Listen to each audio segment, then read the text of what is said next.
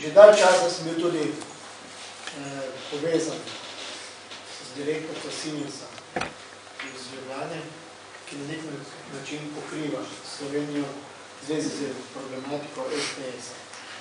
Tudi direktorca me pred tedni dni obvestila, da ne najdejo več rešitev za STS v Mariboru in da bodo podjetje po domače povedano zaprli.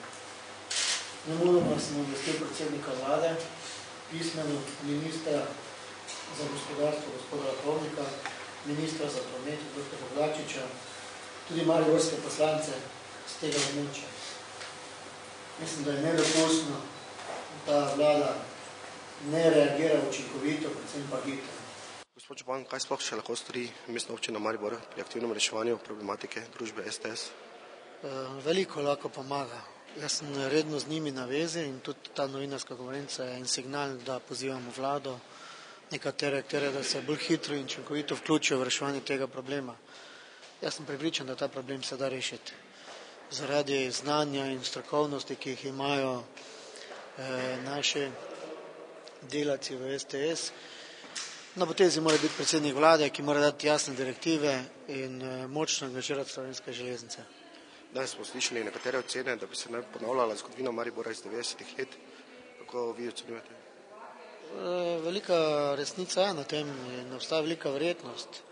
Zato je naloga vseh nas, ki kakorkoli kreiramo v Mariboru lokalno politiko, kot tudi državne politike, da čim bolj to krizo oblažimo, predvsem pa preprečimo tako ali drugačne poteze tistih, ki želijo nekatera podjetja v Sloveniji zapreti ali na nek način dati v likvidacijo, zato da se jim odpre trg z domačega trga.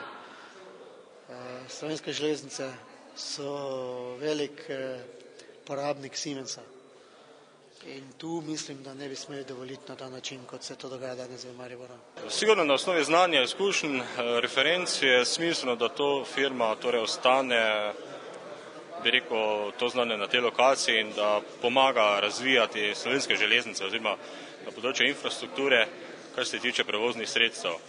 Tu seveda ni velike filozofije, izkušnje so, znanje je, potrebe na slovenskem trgu so, tudi v tujini so neke potrebe, treba se pač odločiti, da se z lastnikom, torej Simensom, pogovori, najde en skupni kompromis. Siemens je zainteresiran za prodajo, kot sem rekel, ponuja celo polovico dela, še za nadaljnjih 3 leta, da polovico zaposlenih. Ostalo polovico pa je seveda potrebno v tem trenutku zapolniti verjetno z domačimi, bi rekel, povpraševanjem. Čeprav seveda, bi rekel, nekaj pol leta nazaj so stvari bile toliko drugačne, da so bili tako ali tako tuji ponudniki in pa so se še iz drugih držav povpraševali po naših storitvah. Tako da dela na tem področju je v nekem smislu dovolj. Čakamo mogoče, da ta recesija nekako mine, ampak tirna dejavnost ima vse posod v svetu, ima perspektivo. In tukaj seveda je našo firmo lahko to umestiti v ta program nekako obnove slovenskih železnic, pa tudi za izvoz, recimo za druge trge, da delamo. Kaj lahko še stori sindikat pri reševanju družbe STS? Mi bomo izkoristili zakonska možne ukrepe, kot so na primer v sredo bomo napravili zbor, seveda predtem je treba pač povedati, da smo napovedali stavko.